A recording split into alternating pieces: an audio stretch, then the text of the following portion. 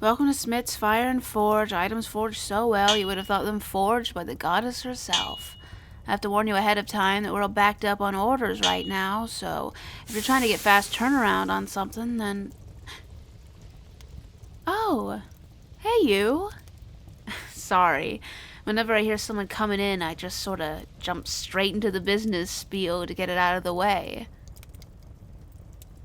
It's been a while, you know? Haven't seen you since the shop changed hands a couple months ago. You're here for your brother's things, right? I figured.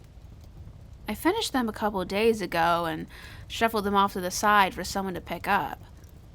I thought it'd end up being one of them, but you're a welcome surprise.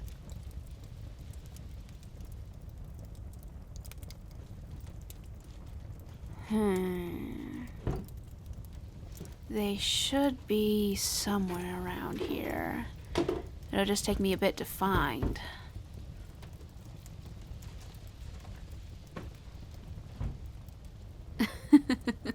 Hey, it's not a mess.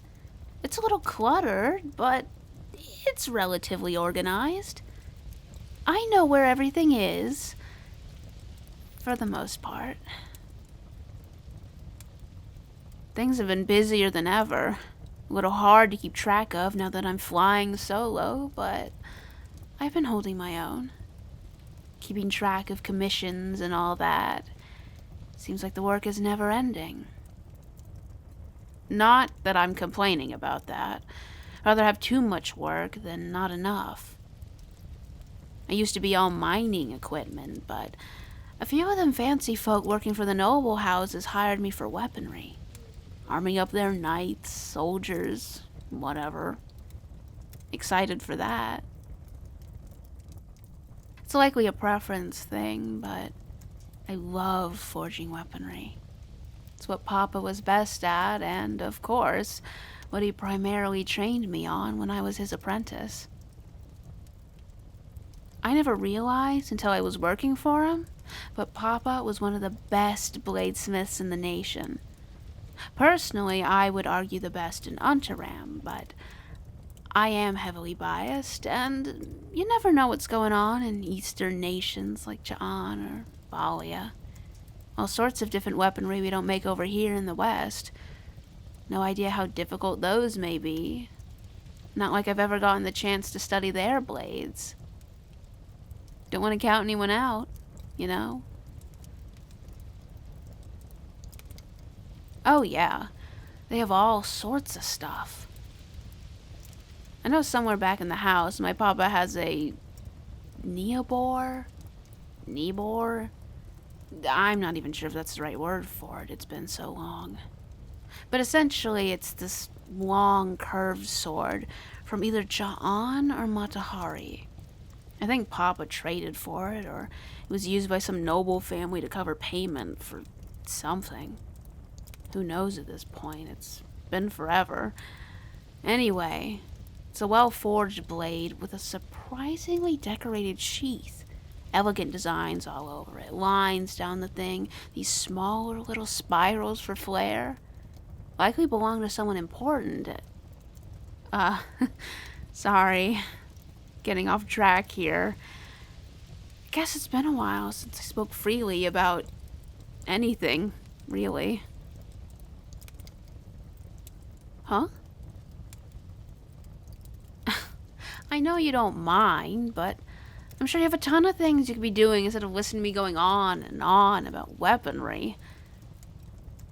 How about you do some talking instead? How's home life? Haven't been around in so long. Your family doing okay? Well, with all the political craziness, it's only right to ask. Hey, the ins and outs of it aren't my concern. All I want to do is pound metal and keep my nose to the ground. All of that thinking stuff, noble house craziness. I don't get paid to keep track of all of that. We're lucky enough to live somewhere where people haven't taken to the streets for something they have no control over ultimately.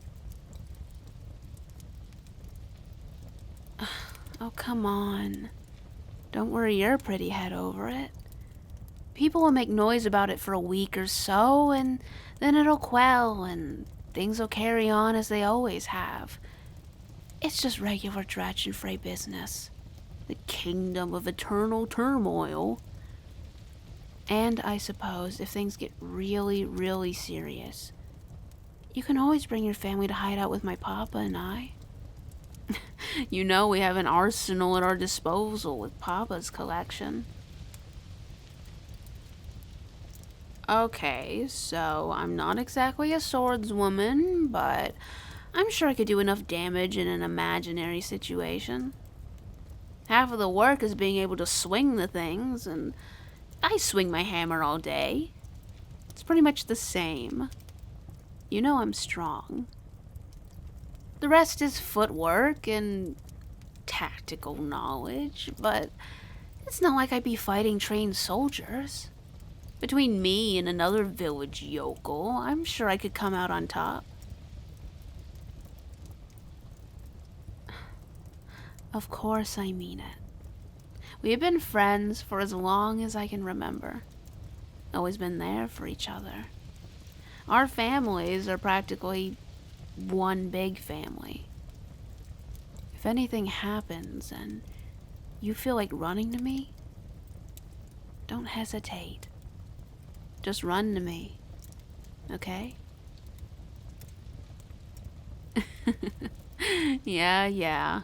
I'll do the same too. You know I will.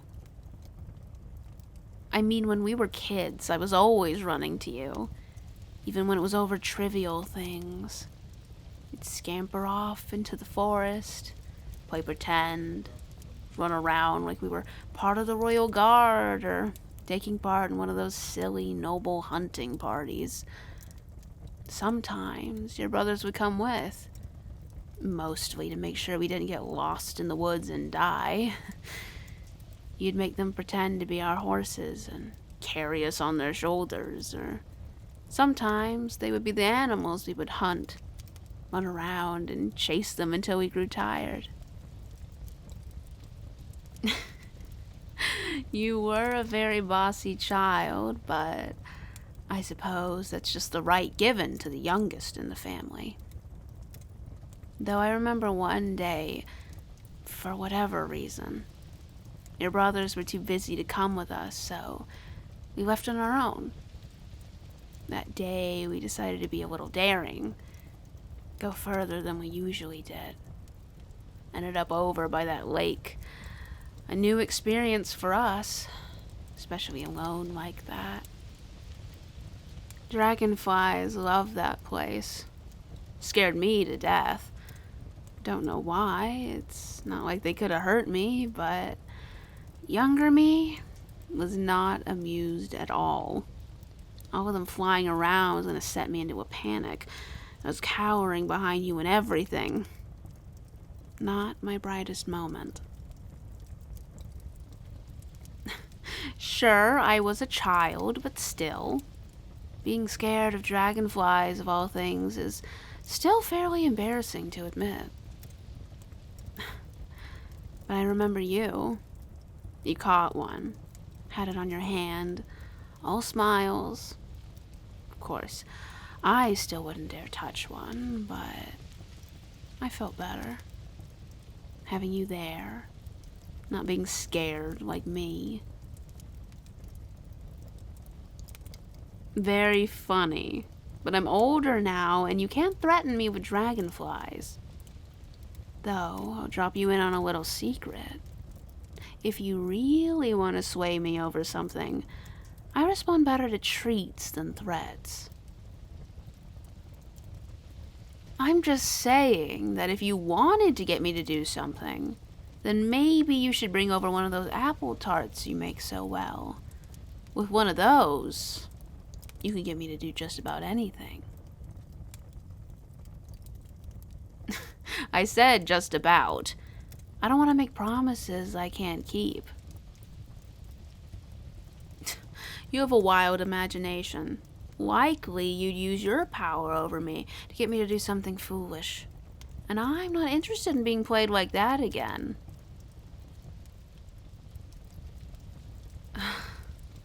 You don't have to persuade me to spend time with you. Especially since I very much need a break sometime soon before I run myself into the ground. I don't know. I just haven't been by since things have been hectic with the shop, and I figured you might be busy too, and I don't know.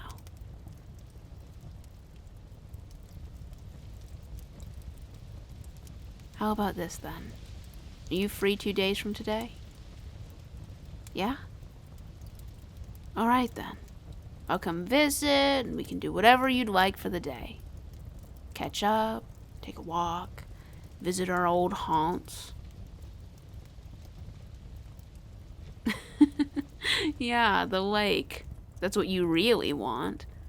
Though this time of year, there's not going to be any dragonflies to taunt me with. And the water is going to be too cold to dip into unless we're trying to catch our deaths out there. Alright. It's clear you have some sort of plan that I am not privy to. But I'll be there. Got another customer coming in. Gotta cut this short. Sorry about that. Here's what you came for. Not too heavy, is it? You're good? Good. Nah, I take payment up front, so you don't have to worry about that. I doubt you carry enough on you to pay for it anyway. I'm not implying anything. My work just might be more expensive than you imagine. If you're curious, you could pop by sometime and watch me work. Distraction? You wouldn't be a distraction. Or at least not a bad one. I'll see you soon. Take care of yourself. And tell everyone back home that I say hi.